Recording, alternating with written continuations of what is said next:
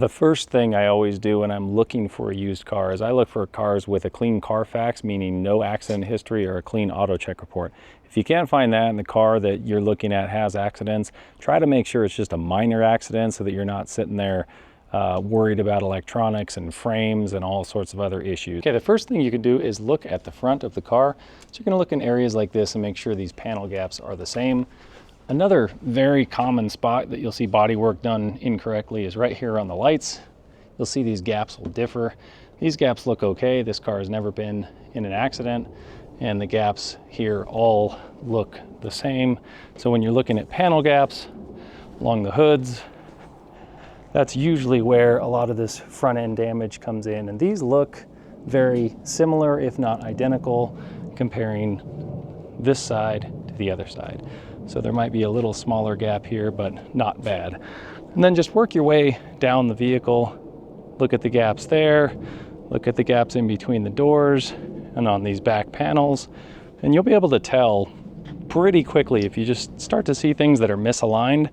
That could tell you that there's been body work on this, even if it has a clean Carfax that may not show up on a Carfax, but it's something that you should be aware of. Also, most cars have, when they start to get rust as they get older, they're going to get it down here in the rocker panel area and towards the back of each of these doors. You can always open the doors, check the inside, make sure there's no rust, make sure there's no rust on the bottom there as well. Not as big a problem here in Colorado, New Mexico, Arizona. We've got pretty clean, dry cars. I understand that that's not the case in all parts of the country. Now the same goes for the back.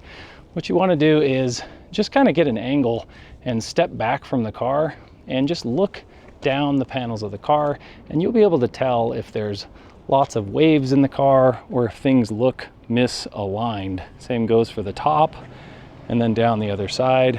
Just look at all the gaps and see if you see anything that is noticeable. I also like to take a look at the top of the car and just see if you can see any hail damage. One thing that I always do, I tell the salesman or the car owner not to start the car. I don't want the car warm when I get there.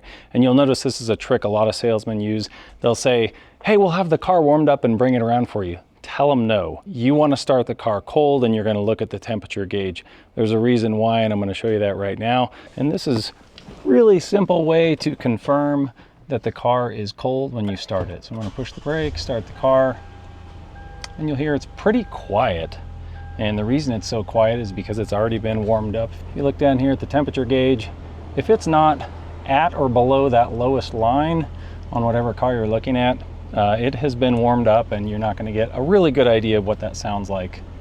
Now the reason that's important is because you'll hear a lot louder noises and issues with maybe oiling issues, timing chain issues, and all sorts of other things when the engine's cold. And you'll hear them, maybe it's only for a second or two, but it's a clattering or whatever.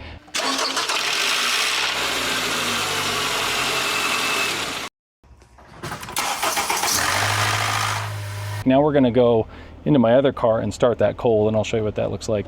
Now you're going to hear this one sounds completely different. Much louder.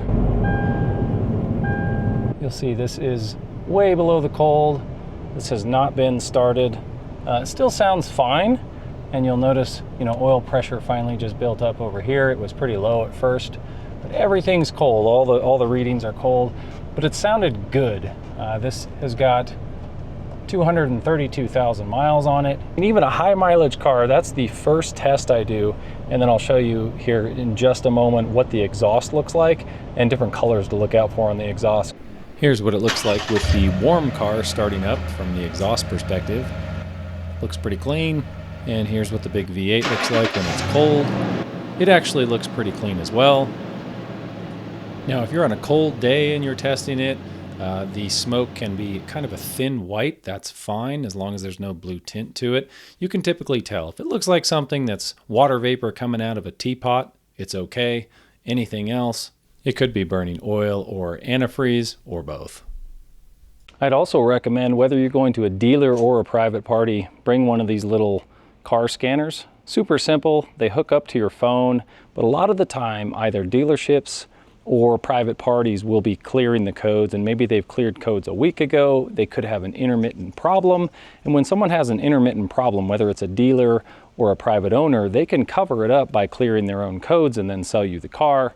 And then by the time you get home, the codes come back up. This is a really easy way to tell if they've cleared the codes recently. So let's jump in the car and look at that. So these are super simple. They just plug in right under the dash like that. And I am using OBDII Fusion to connect to this, and you can look at all of the monitors, diagnostics, and when we go to diagnostics, we can just do generic OBDII. When we start the car, we should be able to see that there are no trouble codes. At the bottom here, you'll see this engine runtime since DTC's cleared has been 56,773 minutes. So distance traveled, I've gone 34,000 miles since I cleared check engine codes last. And that's what you should want on a used car. You should see something that is good, gets a green checkbox, has no codes, and also hasn't been cleared in the past month or two. There's really not many other reasons for people to be clearing their codes on cars unless they've replaced something. Now they may have replaced catalytic converter or something like that, in which case the codes have been cleared, and that's fine if they've got evidence of that and they can show you receipts. But if you do see that the codes were cleared recently, try to figure out why. Okay, the next thing we're going to do is jump in here, pop the hood, and we're just going to look at the color of the oil to try to get a visual on how old it looks and whether or not it's jet black. That's the big thing we're looking for. Now, quick tip, you'll see a lot of dust in this area. A lot of my cars, they're older, they have some dust. That's totally fine. If you see something that has been steam cleaned professionally, especially from a private owner, the chances are they might actually be trying to hide oil leaks. So you want to double check. But anyway, what you want to do is just grab a white paper towel, a little half sheet or something, and we're just going to pull the oil out, the oil dipstick. And when you look at this, you should be able to see that the oil is sort of a brown color, and this one is probably about due for an oil change. It has been, I believe, at least 6 months. It's been sitting a while, but that's not too bad. The black stuff is actually from just from touching the car and part of the top of the dipstick. Another thing you need to check is underneath the oil fill cap. You shouldn't see a big frothy mess under here. It should be clean like that. That's might be some dirty oil. You can also look down in there and see it looks pretty clean in this engine, but you shouldn't see a bunch of kind of froth or white or discolorations. And you might see a little bit of varnish there, but not much. If you have frequent oil changes, 5,000 miles or less, you're not going to see a ton of varnish in the top of the engine. So it's another place to look. Another thing you can look for, just look really quick at the battery. Generally, batteries have a date like this. This is 724. We just replaced this battery. Batteries typically last between like 4 and 5 years usually. So now I'm going to show you kind of how to look for just some really simple things like the antifreeze. Almost every car is going to have a coolant reservoir like this, different color of coolants. Just make sure that it's up to the minimum level there. This engine is mounted front to back, and a lot of front wheel drive or all-wheel drive SUVs or front wheel drive cars, the engine is mounted this way. You can always tell where the front of the engine is by where these belts are. So if you see like this serpentine belt down here and all the pulleys, that is the front of the engine, which is where the timing system is on an engine, and that's generally where lots of oil leaks come in. So you have valve covers here, and then we have things like spark plugs right here, all these spark plugs. So the valve covers are going to be where the spark plugs are on each side. This is a big V8, a V6 might have a little smaller set, but in general, you can always look around in all of these areas by the valve cover and make sure there are no oil leaks. So the timing covers on these cars are generally on the front, but I can at least tell and be able to see if there's any oil leaks or starts to any oil leaks down below. I don't see any from up here, so it's looking pretty good so far. You're not always going to catch everything, but in a lot of these modern turbo engines, you'll actually visibly see oil leaks around these areas or near turbos. Another place you can look, you can pop the brake. This is the brake reservoir where your brake fluid is, and just kind of have a look at the color of the fluid. I just changed mine about a year ago, so it looks pretty good. It's not super dark. And then moving on, the radiators. This is the cooling system. Mine is a very old radiator. You'll see lots of bugs and some nicks and dings in it, and the fans on the front, but it would be pretty easy to tell here if there was damage, if there was any re-welding or front end work done. This is a transmission cooler auxiliary, and it's a little beat up, but no leaks from any of these radiators. If you had a leak, you might be able to see the leak right on the front or on the bottom side of these radiators if you've got a coolant leak. This is the V6 that is side mounted in this. Instead of being mounted this direction, it is perpendicular to the way you sit in the car. And then down on this left side, that is where all of the belts are on this system. So this is the side that the timing system is on, and this is where a lot of the oil leaks might occur. So if you look down there and you can find any sort of oil leaks or anything that you see that might be disturbing, it's always good to just take a look at all of these areas to see if you find any leaks. Sometimes it's just difficult to see because there's a lot of plastic on the car in the way. Next step is going to be going underneath the car. The next thing I'm going to look at is each wheel set. So we're going to go under, and I'm going to show you the CV axles, and I'm going to show you this one actually has a CV axle that's leaking. We'll go take a look at it. Now, one trick you can do to get a little easier access, start the car and you can turn the wheel all the way one direction. It will give you a little more access to get in here. And if you don't want to crawl on the ground, use your camera, and as you can see there, I don't know if you can look at that, but that is a CV axle. These boots, you want to look to see if these rubber boots are ripped or if these rings have come off. And a lot of the time you'll just see grease that's slinging around this area if they are broken. As you can see on the inside there, that boot is actually ripped, and I don't know if you can see that, but we do have some grease right on the top, up on the metal there, that I can see coming out of the CV axle. So it hasn't caused a problem yet, but it is going to need replaced here shortly. Another thing you can look at is up here. These are the struts, and there are shocks in back on most cars. And you can just look for oil leaks in this area. If you see any leaks here, chances are your struts are going to need replaced. Same thing goes for some of these suspension components. You've got the tie rod. This is actually what is the main setting for your alignment on your car. You can look at these joints. These also have rubber boots inside here, and then on your lower ball joint on almost all cars, there's a rubber boot here as well. And you can see if there's any grease coming out of these. This one looks like it's got a little bit of grease, not terrible, and we don't have any clunking going on. Another place you can look for bushings and damage would be in these connection points here. So most of this looks pretty good underneath here. These sway bar links are in pretty good shape, but you know, all of this is very old. It's got 150,000 miles on it, so you know, it's not in perfect condition, but it's decent. Next thing you want to look at is just the general, you know, just the amount of rust on like connection points here. And you can look back under this car. Now this is a little bit covered up. We've got some plastic plates here, but you can tell where the frame connects to these control arms and everything else. You can see how much rust is on these points of structure on the car, and you can get at least some idea of how much rust is on a vehicle. So this is the front of the car, and here's more part of the frame. There's another CV axle there, and every point on every car is going to have a CV axle unless you've got a big truck with a straight axle in the back. And then this is an oil filter. You always want to look for leaks down here. This is an oil pan. Almost every car, unless it's an electric vehicle, has these oil pans down here. Some are protected by skid plates, some aren't. You want to just take a look and see if it's taken any major hits if it's in good shape. And you can see, you know, if you've got any exhaust holes or leaks, anything like that. So that looks pretty good so far.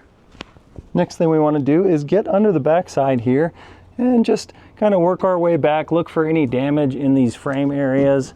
There's a lot of plastic again, so certain cars it's going to be a little harder to see. But as you can see here, it looks really clean for 150,000 miles on this car. This has been a Colorado car. Again, we don't have the problem a lot of you folks have back east in the Rust Belt. So looking at all of the metal here, it's in really good shape. The frame's in really good shape. You can see, you know, bump stops and shocks back here as well, the sway bar links. So a lot of this stuff is visibly easy to just take a look at and see how good a condition it's in. Another point that you want to check out, the rear drive. If you've got an all-wheel drive, typically this is your rear differential, whether it's on a truck or SUVs. You've got a rear differential and a drive shaft coming back. Just look for any leaks under here. Any excessive oil is another hot spot to look for. And to give you another example, this is my 2008 Toyota Sequoia. As you can see, there's a little more rust on this. It's a little older, but nothing that I'm really worried about yet. But most of this looks pretty good. The frame looks decent. The exhaust isn't rusting out. And there's another shot of another rear differential, and you'll see the drive line there. And I do have some rust on the exhaust. Exhaust rust is much more common than, say, like frame rust. It's getting some age on it, but it's not bad. And if you look, you know, under here at the main part of the frame, this is the main structure of the vehicle. It is a very large, beefy frame, and it's in great shape. There's no, you know, I'm not seeing rust down here on the bottom. I'm not seeing rust in the middle at the connection points where this is reinforced across. I'm not seeing big chunks of rust anywhere. And another thing you can look at on a four-wheel drive, you'll generally have something like this in the middle. It doesn't matter what brand it is, you're going to have a transfer case. You can look for, this is the connection point where the engine is going to be sending power not only to the rear wheels but to the front wheels. And you'll be able to tell if there's oil leaking there or not. If you have oil leaking from that, you might have some work ahead of you there. And then the same thing goes for up here. There's the transmission pan. I don't see any oil on the transmission pan, so it all looks pretty clean for a car that has 230,000 miles. And if we work our way back here, you can see more of the exhaust, and then this is the gas tank. So everything looks pretty clean and solid, and I don't see anything under here that would give me pause to either sell it to somebody, or if I was looking to buy this car, it looks very clean and solid. Check the tires. I call it the penny test, and you can just put a penny here on the edge. Now these tires are probably halfway through their life, and as you can see, if you just put your thumb and nail there, you can see that there's not a lot, not a lot of tread left on these, but they'll probably last me maybe through one more winter at the most. Compare that to these tires, which are relatively new. They have maybe 10,000 miles on them. You'll see that these have a lot more tread, and you can just visibly see right on the penny there that these have probably another 1/8 inch of tread. Test the inside of the tire, test the inside in here, and test the outside. Another tip on the tires, some people are very bad about rotating tires, so they won't move them from the front to the back. So you might find that right before, I've seen dealers do this, they'll put the good tires on the front so that you see the good tires and then the bad ones on the back. So what you want to do is just kind of test these and make sure that you have the same tread depth. When you are looking at the braking system, you can look in here at the rotors, and you can just feel the rotors right here. That's that silver portion, and it should feel flat like a mirror finish. Now these are new rotors, as you can see. They're in pretty good shape. They look nice and smooth, not a lot of grooves in them. But if there's a ton of grooves in there, that's probably where braking shutter and steering wheel issues are going to come in. And some wheels aren't quite as easy to see in. Sometimes I'll just stick my phone in here. This is where the brake pad is, right there. And you can stick your phone in there and take a picture or take a video like this. And when you put your phone in here, you can sometimes see how thick that brake pad is inside there. Okay, now we're going to take this vehicle for a test drive, and I'm going to show you everything that I kind of look for in a car when I'm test driving it. There are some gotchas that are interesting. So the first thing I want to check for is, and maybe not while you're driving, but we'll go through all the interior functions when you get back. So you really want to just determine if you like the car before you go through all of the electrical functions. That's kind of the last step I take in this process.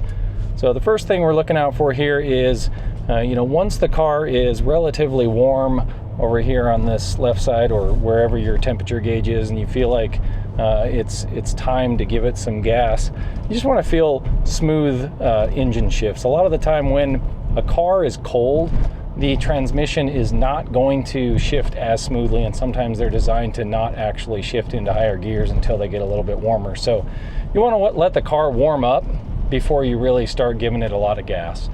And then once the car's warm, you want to check for smooth shifts in the transmission, whether it's shifting up to higher gears or you're coming down to lower gears.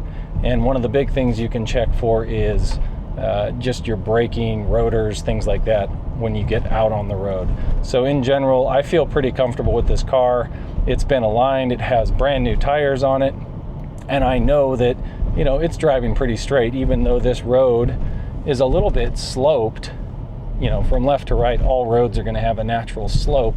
This car really just drives and steers pretty straight. So I'm already happy with how the steering feels. It doesn't feel like it's biasing left or right, and I'm not hearing any whine in the wheels. So another thing you want to look out for is just noise coming from the front left, the front right, or in the back. If you hear a howling noise or anything that sounds like bad tires, you're probably going to be in for some repairs. Maybe they're not going to be super costly, but any abnormal noises, anything other than just kind of smooth and quiet, is probably going to be money down the road. And as you can see, it's pretty easy to tell that this vehicle's well aligned. It's not pulling left to right. So we're going to come up here now that the engine's getting warm, and you'll see down here, it's, we're getting into that halfway point on the engine, and the transmission should be warmed up now. Once you get 5 or 10 minutes into a drive, it's 91 degrees outside now, so I know that everything's starting to get warmed up in this car, and it feels smooth, just like you would expect it to feel. So what you want to do is find a road that is, offers higher speed. So minimum speed on a test drive that I would do is probably 55 miles an hour. So for me, I want to get it up to ideally above 65 to 70 miles an hour. So we have an interstate over here that I can take it on. And what I will do is I'll take it on the interstate, and when it's warm, and I'll give it some gas. So I'm going to downshift, rev it up. That's about 3/4 throttle. Sounds smooth, feels smooth. It didn't feel jerky. It didn't slam into gear, and that's what you want to see. You just want to see normal shifting. Anything that feels abnormal in a car, whether it's the transmission or the engine revs, or if it's misfiring, it could be a sign of some costly repairs down the road. So the next thing I want to do is obviously check your rear view mirror, make sure no one's behind you. And I'm going to just give it a really hard brake and let off the wheel, and you'll see it kind of pulls to the left. And what I can feel in the wheel here, when I actually touch the wheel on a hard braking, I can actually feel a little shimmy back and forth in the steering wheel.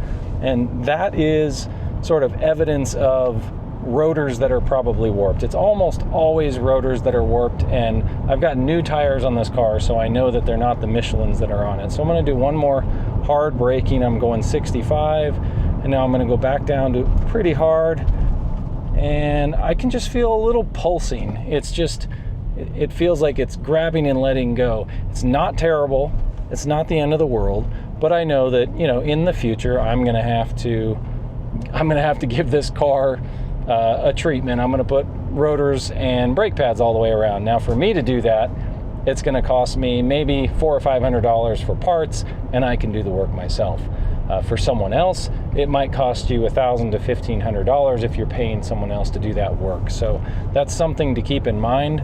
It's just one cost item, and it's a very common item that is overlooked by owners. They don't take their cars out when they're test driving them, and they won't take them at higher speeds. And another thing that you can notice is it'll progressively get worse. So now this is my third time I'm going to do a hard brake, and now I can feel more pulsing as the rotors get hotter and hotter. So as you do it repetitively, it will get worse. And that's kind of normal when you have old steel on a car. Now, if you've got a four-wheel drive system, what you want to do is pull off on some area like this onto the dirt. And if you've got a four-wheel drive system, this car doesn't have it, it's all-wheel drive. But it does have some features like this lock. So I'm going to test this lock out. And as you can see here, it shows that the center diff is locked. And really all I wanted to do was just make sure that it actually locks and works and doesn't blink, because there are little sensors and solenoids and actuators that are all related to the center diff lock on these cars, whether it's four-wheel drive. If you have a four-wheel drive, you want to test out four high, four low, and then put it back into neutral and take that lock off. So I just pressed the button and it came off.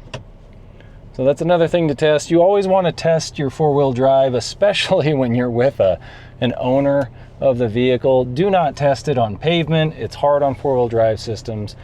Just test that on dirt if you can. It's much easier on the systems. Now I'm going to get on it again.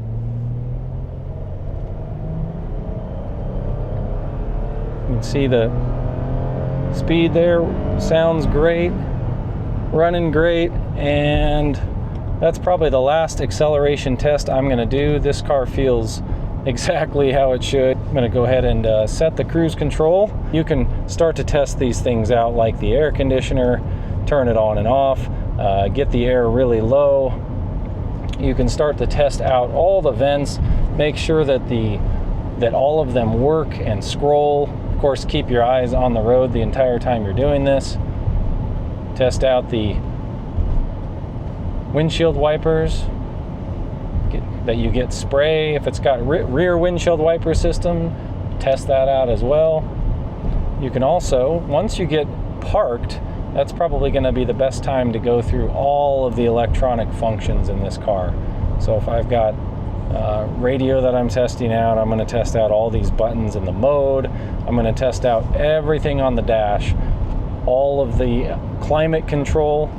And you want to make sure that these climate control systems, especially with the mode, you want to double check that the mode will actually change from the vents up here to the vents at your feet. Every time you press this mode and you see something different, whether it's the defrost, your feet, or coming out at your face level, you really want to be able to tell that it's functioning, because there's actuators and doors inside these cars. They can actually cost hundreds, if not thousands of dollars to replace the air conditioning actuators and blender doors. They have to take the dash out sometimes to access them.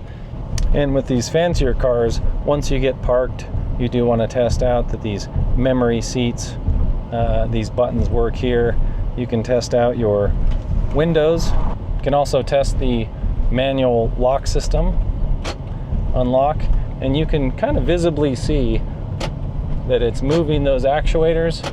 If it's not moving those actuators on all of the doors, you know you've probably got an actuator in the door that is broken. Actuators in these Toyotas or Lexus cost $300 for a new one, unless you want to repair the little electric motor inside. So they're definitely a costly item. You want to check all of the little electronics. Another thing you can do is check this. This is a manual shift mode for this car. So if I put it over here in manual mode, you can see that I'm in first gear there, and it should stay in first gear until I shift up, and then I click up on the shifter and it shifts. Now I'm going to wrap it out and shift to third, and it looks like it's working. And then if you want to get it back in second gear, say, you want to downshift and just make sure that it actually kind of behaves the way you expect it to. Another thing you can do is test, this is a 6-speed automatic. If you know how many gears are in your car, what I will do is actually go through and manually select all the gears. So I know that it'll go to 6th gear, I know that it'll go to 5th, and I can see on the tachometer that it is shifting each time I click that. So I know that, you know, every gear in this car is working and manually selectable, as well as the automatic doing it for me. Next thing you can do to test out the ball joints and CV axles, maybe even wheel bearings, is to turn the wheel left to right, so you're going to do a full turn while you're driving at different speeds. Do a slow speed turn and a fast speed turn. So find a street that's wide like this or a parking lot, give it a big crank, do the tightest turn you can do, and then go back the other way. Same thing the other way. See if you can hear any clicking. And it is easier in a parking lot.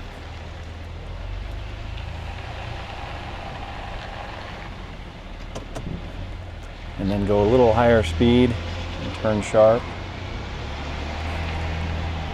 And if you have the windows down, you'll hear clicking. And it's pretty easy to tell when you're doing the sharpest turn you can.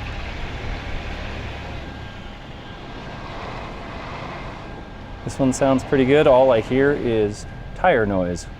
Okay, this is where you want to check for things like, do I have 2 key fobs? This car has 2 key fobs. I only have one with me, but these are probably $300 to $400 if you get them at the dealer. So you got to make sure that this is something that you look out for, and make sure each key fob actually works with the car. And every button here should work. You should be able to test all those out. You can also check the lights.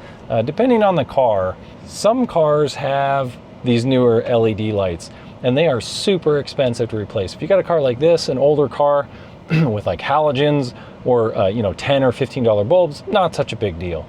Things like this lift gate,